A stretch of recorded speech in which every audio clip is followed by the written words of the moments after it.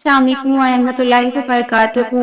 حدیث شریف میں آتا ہے کہ نبی کریم صلی اللہ علیہ وسلم جب رات میں تشریف لے گئے تو اس وقت نبی کریم صلی اللہ علیہ وسلم کے ساتھ ایک واقعہ پیش آیا۔ وہ واقعہ کیا تھا؟ کریم صلی اللہ علیہ وسلم کے سامنے ایک عورت آئی، وہ اتنی خوبصورت تھی، مزین تھی۔ عورت نے اپنے آپ کو بہت خوبصورت بنایا ہوا تھا، وہ آراستہ کیا ہوا تھا زیورات کے ساتھ اور مختلف زیب و زینت کی چیزوں کے ساتھ اپنے آپ کو خوبصورت بنایا ہوا تھا۔ تو وہ عورت نبی کریم صلی اللہ علیہ وسلم کی طرف بڑھتی ہوئی آئی۔ اللہ کے نبی نے اس عورت سے چہرہ پھیر دیا۔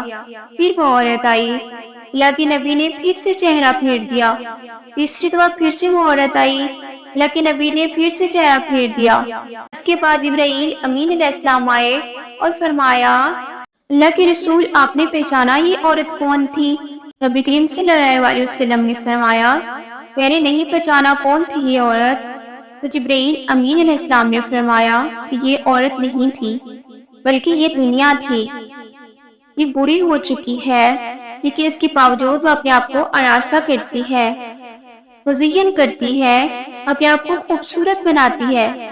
آپ کو بہکانے کے لیے یہ آئی تھی، بہت اچھا کیا کہ اس سے نظریں ہٹا لی۔ خدا نخواستہ اے اللہ کے رسول، اگر آپ اس کی طرف دیکھ لیتے تو آپ کی پوری امت تباہ ہو جاتی، ہلاک ہو جاتی۔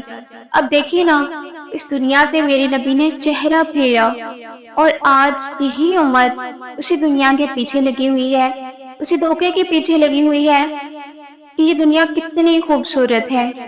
لوگ کہتے ہیں کہ بس 4 دن کی زندگی ہے، دنیا کی خوبصورتی دیکھ لے، اس کو اچھی طرح سے گزار لے، دنیا کی خوبصورتی دیکھ لے، پھر مزے سے دنیا سے چلے جاؤ۔